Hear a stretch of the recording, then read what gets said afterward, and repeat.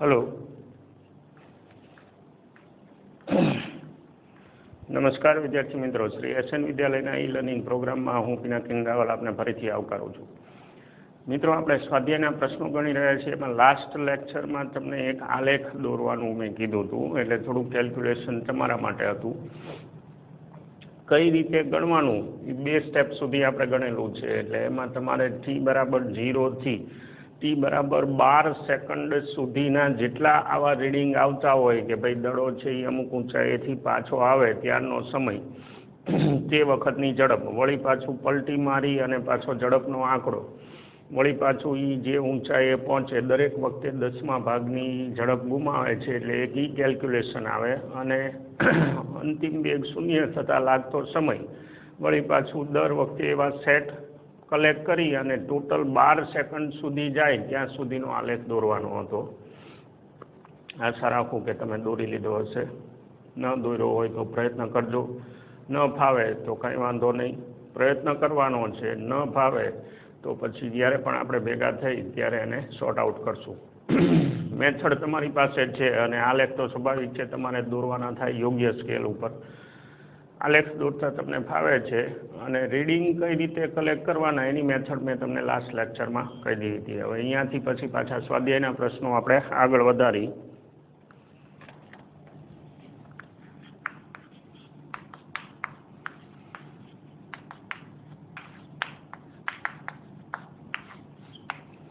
તો સ્વાધ્યાયમાં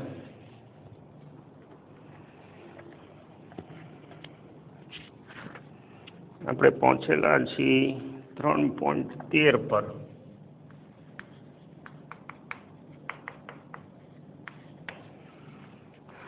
ઉદાહરણ સહિત બંને તફાવત સ્પષ્ટ કરો. એટલે એમાં ગણવાનું નથી પણ તમને કંઈક વર્ણન આપેલું છે પરિસ્થિતિનું. એમાં કોઈ એક સમયગાળામાં સ્થાનાંતરનું મૂલ્ય, જેને અંતર અથવા તો પથ લંબાઈ કહેવાય, અને કોઈ કણ દ્વારા આટલા જ સમયગાળામાં કાપેલ કુલ પથ લંબાઈ, થિયરીમાં આપણે ડિસ્કશન કરી લીધું છે. સ્થાનાંતરનું મૂલ્ય અને પથ લંબાઈ, હવે એ બે વચ્ચેનો તફાવત શું? માનો કે ગતિ દરમિયાન ગતિની દિશા એક જ રહેતી હોય તો એવા સંજોગોમાં સ્થાનાંતરનું મૂલ્ય એટલે કે કપાયેલું અંતર અને પથ લંબાઈ બંને સરખા આવશે. જો ગતિ દરમિયાન ગતિની દિશા બદલાતી હોય તો સ્થાનાંતરનું મૂલ્ય ઓછું થવાના ચાન્સ છે, કારણ કે વિરુદ્ધ દિશામાં હાલે ત્યારે એ સ્થાનાંતર આપણે નેગેટિવ ગણીએ. એટલે પથ લંબાઈ હંમેશા સ્થાનાંતર કરતાં વધુ અથવા સરખી હોય. આ મુદ્દો આપણે થિયરીમાં ડિસ્કશન કરેલો છે અને ઉદાહરણ તમે કોઈ પણ લઈ શકો. ટેક્સ્ટ બુકનું જે ઉદાહરણ આપેલું છે એ પણ લઈ શકાય. એટલે એ હવે તમારી ટાસ્ક થઈ. ખાલી ભેદ સમજવાનો છે આપણે, એનું વર્ણન તો તમે કરી શકો. પછી કોઈ એક સમયગાળામાં સરેરાશ વેગનું મૂલ્ય અને એટલા જ સમયગાળા માટે સરેરાશ ઝડપ, એ બે વચ્ચેનો તફાવત. તો એમાં એ જ વસ્તુ થઈ. સરેરાશ ઝડપ અને સરેરાશ વેગનું મૂલ્ય બંને સરખા આવશે ક્યારે? ગતિ દરમિયાન ગતિની દિશા ન બદલાતી હોય તો. અને જો દિશા બદલાતી હોય તો સરેરાશ વેગ છે એ સરેરાશ વેગનું મૂલ્ય સરેરાશ ઝડપ કરતાં ઓછું આવી શકે, શૂન્ય પણ આવી શકે. એટલે આ બંને વચ્ચે તફાવત. અને પેલું ઉદાહરણ આપણે ગણેલું છે શરૂઆતમાં, એમાં આ 3 કેસ જે છે એ આવી જાય છે. એટલે એ જ ઉદાહરણ આપણે લઈ લઈએ તો ચાલે. કદાચ આંકડા બદલાવા હોય તો તમારી મરજી. એ અને બી બંને માટે દર્શાવો કે બીજી રાશિ પ્રથમ રાશિ કરતાં મોટી અને તેના જેટલી જ છે, અને સમાનતાનું ચિહ્ન ક્યારે સાચું હશે? મેં જે વાત કરી એ જ કે સમાનતા ક્યારે આવશે? તો કે ગતિ દરમિયાન દિશા બદલાતી ન હોય તો. અને ઉદાહરણ આપણે એ જ રીતે લેવાનું કે ભાઈ જે ટેક્સ્ટ બુકમાં આપેલું છે ઓલું સુરેખ માર્ગે ગતિ કરતું સંખ્યા રેખા ઉપર, એટલે એના ઉપરથી આ સાબિત થઈ જાય. 3.14 ગણી આપણે. એક વ્યક્તિ સુરેખ માર્ગે 5 કિલોમીટર પ્રતિ કલાકની ઝડપે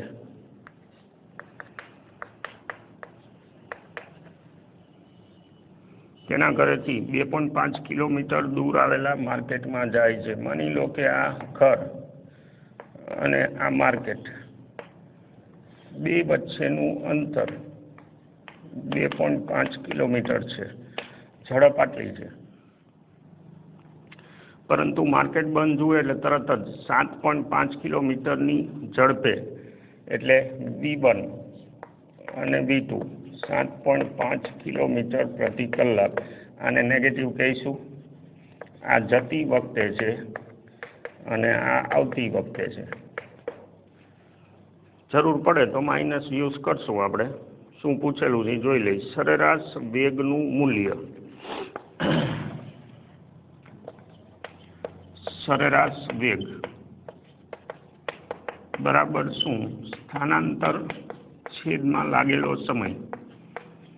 હવે સમય કેટલો લાગશે જતા અને આવતા એ ગણી લઈએ આપણે. તો જતી વખતે v બરાબર સાદું સમીકરણ મૂકી દઈએ તો t બરાબર d ના છેદમાં v થાય. અંતર 2.5, પછી ઝડપ એની એ વખતે 5ની છે, બરાબર ને, જતી વખતે. એટલે આ 1/2 કલાક થઈ અથવા તો 30 મિનિટ થાય. અને આવતી વખતે એ જ રીતે t બરાબર કપાતું અંતર, તો અંતર તો 2.5 કિલોમીટર જ છે, પણ 7.5ની ઝડપ વળતા છે એની, તો એ વખતે આ થશે 1/3 કલાક, મતલબ કે 20 મિનિટ. એટલે જતી વખતે 30 મિનિટ થાય છે, વળતા થોડોક ઝડપી હાલે છે, એટલે 20 મિનિટમાં એ પહોંચી જાય છે.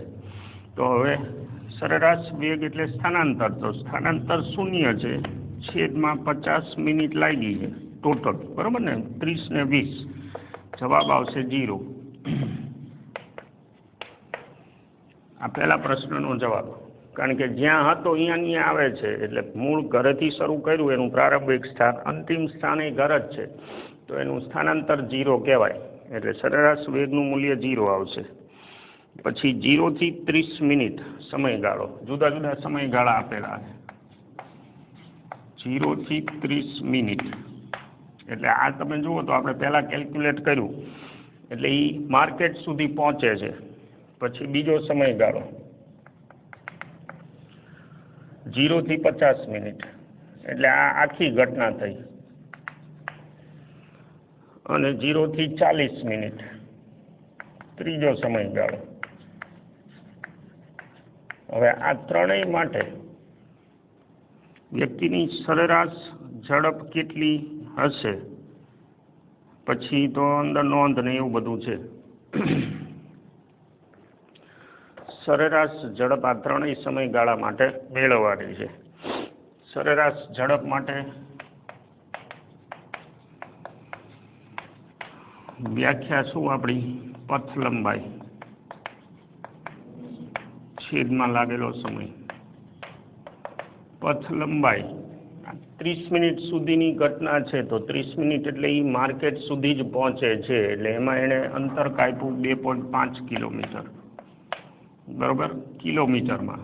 છેદમાં લાગેલો સમય 1/2, એટલે આ 5 કિલોમીટર પ્રતિ કલાકની ઝડપ થઈ. આ પહેલા પ્રશ્નનો જવાબ. પછી 0 થી 50 મિનિટ સરેરાશ ઝડપ v બરાબર પથ લંબાઈ. પથ લંબાઈ ટોટલ કેટલી? હવે ઝડપ જ્યારે ગણતા હોય ત્યારે પથ લંબાઈ આપણે ઉમેરવાની છે. ટોટલ 50 મિનિટના ગાળામાં 2.5 કિલોમીટર જવાના અને 2.5 કિલોમીટર આવવાના, એટલે ટોટલ 5 કિલોમીટરની પથ લંબાઈ થઈ. પેલા પણ અહીં જવાબ 0 હતો, કારણ કે વિરુદ્ધ દિશામાં એને આપણે માઇનસ લેવું પડે. ઝડપ કે પથ લંબાઈ વખતે તમારે એ નેગેટિવ લેવાનું નથી. એટલે ટોટલ 5 કિલોમીટર છેદમાં 50 મિનિટ, એટલે 50 ભાગ્યા 60 કરવું એટલે કલાક થઈ ગઈ. 50 ગુણ્યા 60 છેદમાં 50, 5 ગુણ્યા 60 છેદમાં 50, આ 5 જાય એટલે 6 કિલોમીટર પ્રતિ કલાકની એની ઝડપ થઈ આખી ઘટના માટે સરેરાશ ઝડપ. હવે 0 થી 40 મિનિટ છે, એટલે અધવચ્ચે આવ્યું ને. 40 મિનિટ થઈ હશે ક્યારે? તો કે એ અધવચ્ચે ક્યાંક પહોંચ્યો ત્યારે 40 મિનિટ થઈ હશે. તો હવે આપણે શું કરવાનું છે? બે ભાગમાં આને વહેંચી દઈ. એક એ 0 થી 30 મિનિટ અને બીજો ભાગ જે છે બી 30 થી 40 મિનિટ. એટલે અહીંયા ડેલ્ટાથી કેટલો થાય 10 મિનિટ થાય, બરોબર. અને અહીંયા ડેલ્ટાથી 30 મિનિટ. અને આપણે જોઈએ છીએ સરેરાશ ઝડપ. હવે સરેરાશ ઝડપ જે છે એમાં અહીંયા ટોટલ પથ લંબાઈની જરૂર પડશે આપણે. એટલે અહીંયા કુલ પથ લંબાઈ 0 થી 30 મિનિટ સુધી તમે જાઓ છો એટલે કે શું થયું, માર્કેટે પહોંચે છે 30 મિનિટમાં. હવે 30 મિનિટમાં જો એ માર્કેટે પહોંચે તો એની પથ લંબાઈ છે 2.5 કિલોમીટર, બરોબર. દરમિયાન લાગેલો ટાઈમ આપણી પાસે ઓલરેડી છે. પછી અહીંયા પથ લંબાઈ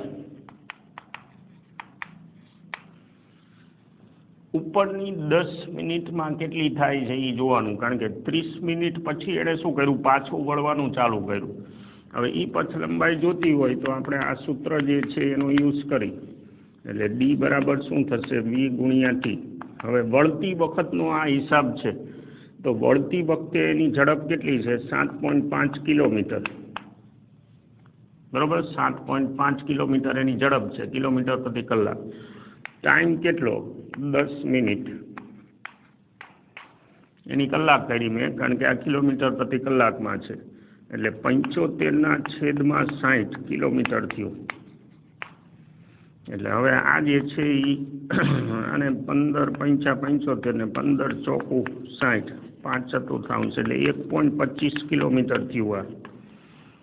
હવે કુલ પથ લંબાઈ આખા ગાળા માટે તમને એમ થાય કે આ કટકે કટકે શું કામ ગણવાનું, તો કે કટકો એટલે પાડવાનો કે 30 મિનિટ સુધી એની ઝડપ અલગ છે અને 30 થી 40 મિનિટ સુધી પાછી ઝડપ અલગ છે. એટલે સીધો હિસાબ આ સૂત્ર ઉપર ન થાય. એટલે ગતિનો પ્રકાર બદલાય, અહીંયાથી મારે ટાઈમનો કટકો પાડી દેવો પડે. ખાસ ધ્યાન રાખજો. કુલ પથ લંબાઈ 2.5 કિલોમીટર વત્તા 1.25 કિલોમીટર એટલે 3.75 કિલોમીટર થયું. ડી બરાબર. હવે સરેરાશ ઝડપ ટોટલ ગાળા માટે, એટલે છેકથી છેક સુધીની સરેરાશ ઝડપ જોતી હોય તો કપાતું કુલ અંતર 3.75 કિલોમીટર છેદમાં લાગેલો કુલ સમય કેટલો, 40 મિનિટ, એટલે 40/60. એટલે આ થઈ જશે 3.75 ગુણ્યા 6/4. જવાબ તમારો કિલોમીટર પ્રતિ કલાક. આ /60 શું કામ કરવાનું, કલાકમાં ફેરવવા, કારણ કે આખો હિસાબ આપણો એ રીતનો છે. હવે આ કેલ્ક્યુલેટર ઓપરેશન જે કંઈ આવે એ તમારે અંદર મૂકી દેવાનું છે આખા ગાળા માટે. હવે આ દાખલો છે શેના માટે, એક તો આ સેન્સ માટે કે સરેરાશ વેગ શૂન્ય આવી શકે. બીજું, જ્યારે પણ ગતિનો પ્રકાર બદલાય ત્યારે આ રીતે તમારે સમય જે છે એ જુદા જુદા ગતિના પ્રકાર માટે જે તે જગ્યાએથી ગતિનો પ્રકાર બદલાતો હોય અહીંયાથી એને કટ કરવું પડે. એટલે હિસાબ આવી રીતે અલગ અલગ થાય. ઉપરાંત સરેરાશ ઝડપ જ્યારે ગણવાની થતી હોય ત્યારે આપણે ટોટલ પથ લંબાઈની જરૂર પડે. એટલે આ કટકાની કુલ પથ લંબાઈ અને પેલા કટકાની કુલ પથ લંબાઈ બેયનો આપણે હિસાબ ભેગો કરી લીધો. આગળ જઈ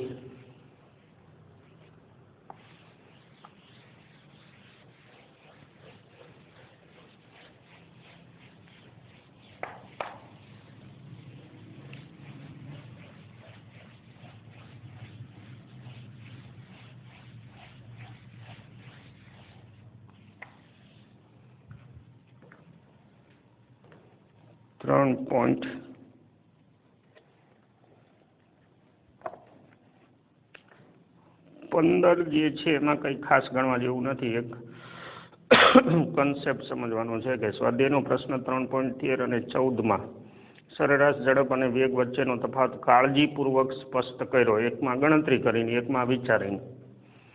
તત્કાલીન ઝડપ અને તત્કાલીન વેગ માટે આવા તફાવત પર વિચાર કરવો આવશ્યક નથી. તત્કાલીન એટલે શું, ડેલ્ટા ટી ટેન્ડ્સ ટુ 0.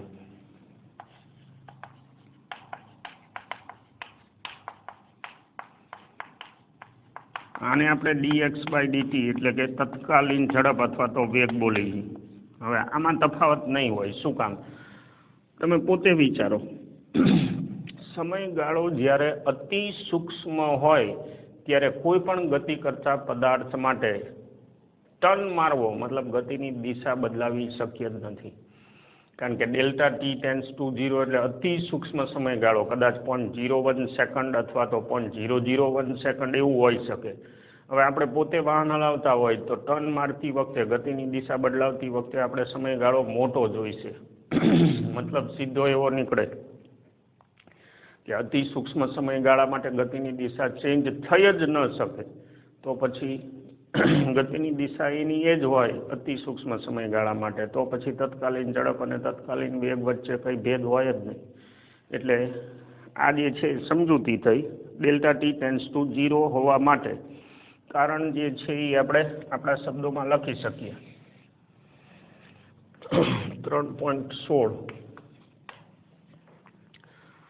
આકૃતિમાં દર્શાવેલ આલેખો A થી D ધ્યાનથી જુઓ. આપણે જોવા કરતાં દોરી નાખીએ. એક આવું ફૂલ દોરેલું છે, આલેખ છે XT અને આવી રીતે બતાવેલું છે.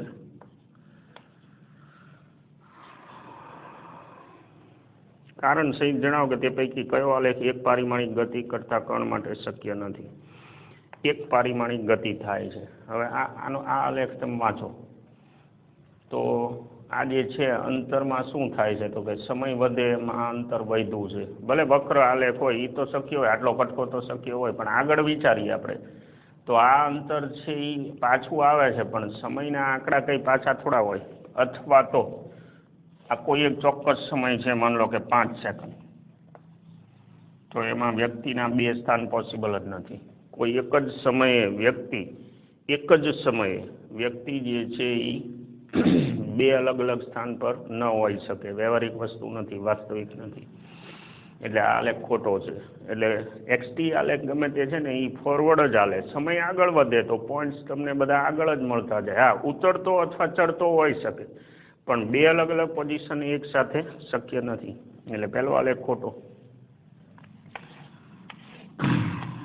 બીજો આલેખ VT આપેલો છે. હવે એમાંય તમે આ જ રીતે વિચારી શકો કે કોઈ એક ચોક્કસ સમયે આલેખ ઉપર 2 પોઈન્ટ મળે છે, વેગ પ્લસમાંય છે અને માઇનસમાંય છે. પરિસ્થિતિ એવી વિચારો, કોઈ એક પદાર્થ ગતિ કરે છે 5મી સેકન્ડે, એનો વેગ ધનમાંય છે ઋણમાંય છે, એવું કઈ રીતે બને જ નહીં. એટલે એ ખોટું. પછી ઝડપનો આલેખ છે, પર્પઝલી લખેલું છે ઝડપ સમય. હવે એમાં આવું કંઈક છે. હવે ઝડપ કોઈ દી નેગેટિવ ન હોય, બરોબર ને? વેગ હોય અથવા સ્થાનાંતર હોય તો એ નેગેટિવ હોઈ શકે. એટલે આલેખ છે એ નીચે બતાવ્યો છે એટલે પોસિબલ જ નથી. પછી નંબર 4 પથ લંબાઈ આપેલું છે અને સમય આપેલો છે. આ ટાઈપનો આલેખ છે. પથ લંબાઈ છે અહીં સુધી વધી, સમય વધે એમ. પછી આ ઘટાડો બતાવે છે, સમય આગળ વધે છે અને પથ લંબાઈ કોઈ દી ઘટે એવું બને જ નહીં, સ્થાનાંતર ઘટે. પથ લંબાઈ તો વધે જ વધે ને, એડ જ થાય. એટલે માની લો કે સમય પસાર થાય અને કદાચ ગતિ કરતો પદાર્થ પાછો વળે તો એ અંતરનો આંકડો તો વધે જ. એટલે પથ લંબાઈ છે એ કોઈ દિવસ આમ પાછી ન આવે, આગળ જ જાય. પછી વક્ર સુરેખ ગમે તે હોય, પણ કહેવાનો મતલબ એ છે કે પથ લંબાઈ કોઈ દી ઘટે નહીં, કારણ કે એમાં તમારે નેગેટિવ આવતું નથી, બાદ કરવાનું કંઈ આવતું નથી. એટલે 4 આલેખ છે એ ખોટા છે.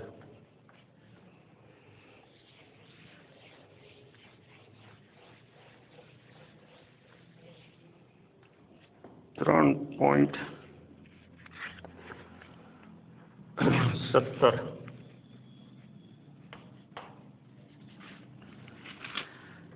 આકૃતિ 3.21 કણની એક પરિમાણિક ગતિ માટે XT આલેખ દર્શાવેલો છે.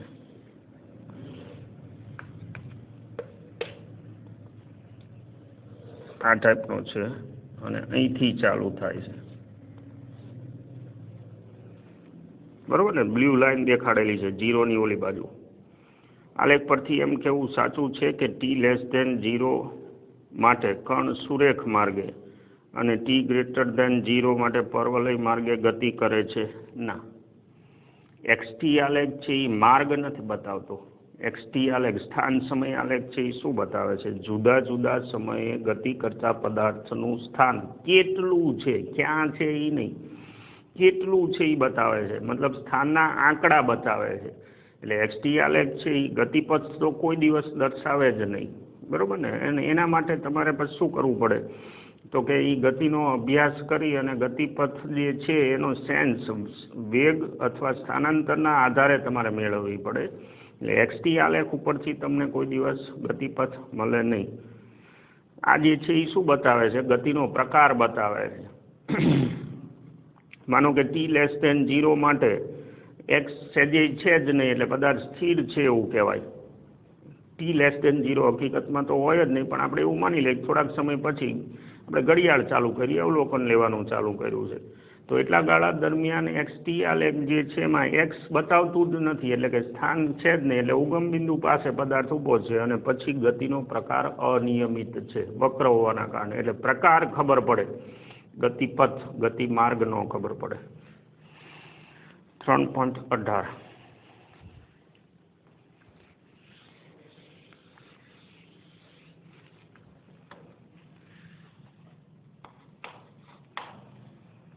કોઈ એક રાજમાર્ગ પર 30 કિલોમીટર પ્રતિ કલાકની ઝડપે દોડતી velocity of police van 30 kilometre પ્રતિ કલાકની ઝડપે દોડતી પોલીસ વાનમાંથી તેની જ દિશામાં 192 કિલોમીટર પ્રતિ કલાકની ઝડપે તેની જ દિશામાં દોડી રહેલી ચોરની કાર 192 કિલોમીટર પ્રતિ કલાક. બે વચ્ચે ડિફરન્સ કંઈક વધારે પડતો મોટો છે. વેલોસિટી ઓફ થીફ ટી કહી દે. ચોરની કાર પર ગોળી છોડવામાં આવે છે. જો બંદૂકની નળીમાંથી વેલોસિટી ઓફ બુલેટ 150 મીટર પ્રતિ સેકન્ડ હોય તો ગોળી ચોરની કારને કઈ ઝડપે અથડાશે? હવે આમાં કંઈક કન્ફ્યુઝન છે, આપણે કરેક્શન જોઈ લઈ.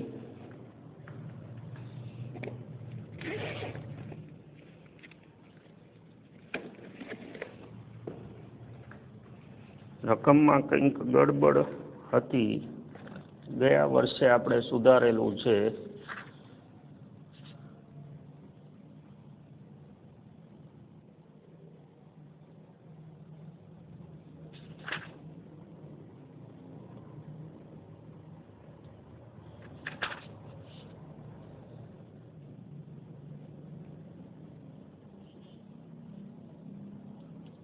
ચોરની કારની ઝડપ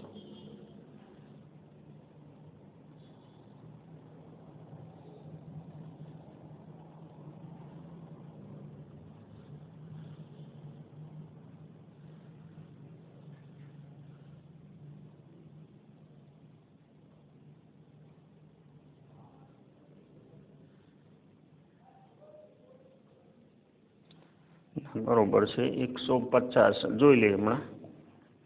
ઇંગ્લિશ વર્ઝનમાં 150, આપણે ગુજરાતી કદાચ તમારી પાસે અમુક ટેક્સ્ટ બુક હોય તો એમાં કંઈક આ કિલોમીટર પર અવર આપેલું હતું, જોઈ લઈએ. પહેલાં તો 3 આપણે ફેરવી નાખી. 30 કિલોમીટર પ્રતિ કલાક એટલે 2 અને 300/36 એટલે હજુ આપણે આને કદાચ 3 એટલે થોડોક આંકડો ઓકવર્ડ છે. 12 24 12ના ઘડિયામાં ઉડશે. 12 તરી 36 અને 12 દુ 24 12 50 60 25/3 મીટર પ્રતિ second velocity of police van. પછી વેલોસિટી ઓફ થીફ 192 કિલોમીટરના મીટર છેદમાં કલાકની સેકન્ડ એટલે 2 મીંડાના જવાથી તો 6 સત્તુ 42 લગભગ લાગે. 36 21 ને 4 શેમાં છેદ ઉડે છે એ આપણે જોઈ લઈ, નહીં ઉડે. કેલ્ક્યુલેટર તમારી પાસે છે. 9 ને 1 10 ને 2 12, 3ના ઘડિયામાં કદાચ ઉડી શકે. 3ના ઘડિયામાં આ જે છે એ 3 × 3 12 તરી 36, આ 3 6 18 1 અને 3 ચોકું 12 64.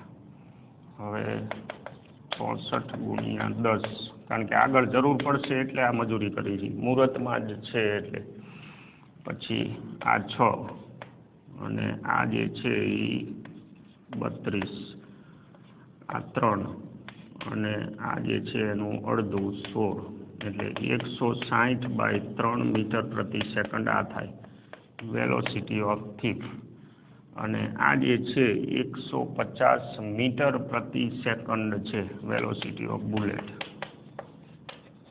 હવે આપણી રકમની સિચ્યુએશન શું છે?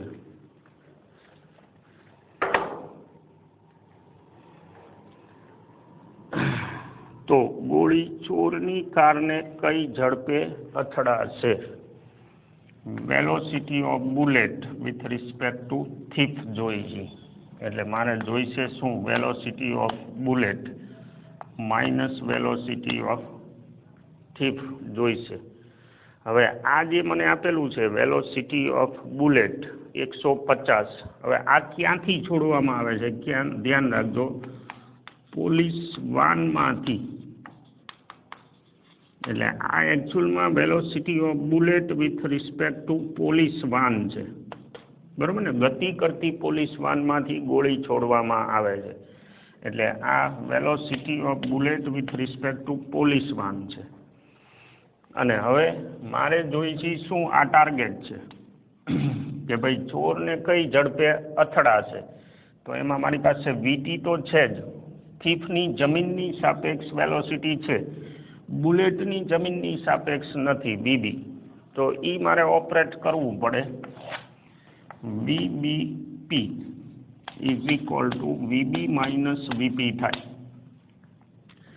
એમાં આ કોણ છે? જમીનની સાપેક્ષ બુલેટની ઝડપ અને આ જમીનની સાપેક્ષ પોલીસની ઝડપ.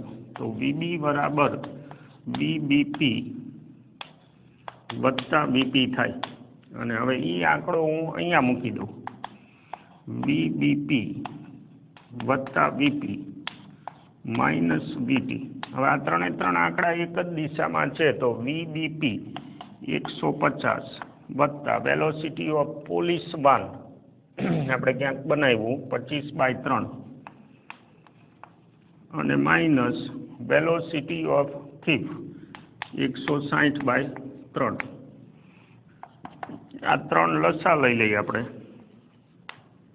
તો 15 તરી 45 એટલે 450 વત્તા 25 માઇનસ 160. આનું સાદુરૂપ આપી 450 એટલે 475 માંથી 160 બાદ ભાગ્યા 3, 475 માંથી 160 બાદ એટલે 5 1 315 ભાગ્યા 3, 105 મીટર પ્રતિ સેકન્ડ આવે velocity of bullet with respect to thief. એટલે કે ચોરની જે કાર છે એને આટલી ઝડપે ગોળી અથડાશે 105 મીટર પ્રતિ સેકન્ડથી. અને હવે આટલી ઝડપે અથવા આથી વધારે ઝડપે, જો આથી વધારે ઝડપે, આ તો શું થયું? આટલી ઝડપે એ ચોરની કારને ટચ થવાની છે. હવે આટલી ઝડપે અથવા આથી વધારે ઝડપે તમે જો ગોળી ફોડો તો 100% ચોરની કારને નુકસાન પહોંચાડશે. અલ્પવિરામ કરીએ, કારણ કે આપણે થોડુંક આ દાખલો શરૂ કર્યો એમાં તે અહીંયા કન્ફ્યુઝન હતું. અમુક ટેક્સ્ટ બુકમાં અહીંયા કિલોમીટર પ્રતિ કલાક આપેલું છે, એટલે મારી ટેક્સ્ટ બુકમાં એવું છે. કદાચ નવી ટેક્સ્ટ બુક આવી હોય તો એમાં કરેક્શન આવી ગયું હોય તો એ રીતે જવાબ નથી આવતો. આ જવાબ તમે મેચ કરી લેજો, આવે તો આ ઓકે, નહીંતર આનો એકમ કદાચ બદલાવાનો થાય છે. બાકી ગણતરી તમે ખાસ ધ્યાન રાખજો. અને મેઇન પોઈન્ટ આમાં હતો, તમને જે વેગ આપેલો છે બુલેટનો એ પોલીસ વાનમાંથી છે એટલે ગતિ કરતી ફ્રેમમાંથી છે એટલે with respect to police van કહેવાય. બાકી ક્યાંય આપણે બુદ્ધિ દોડાવવાની થતી નથી. અલ્પવિરામ કરીએ, પાછા મળશું. Thank you.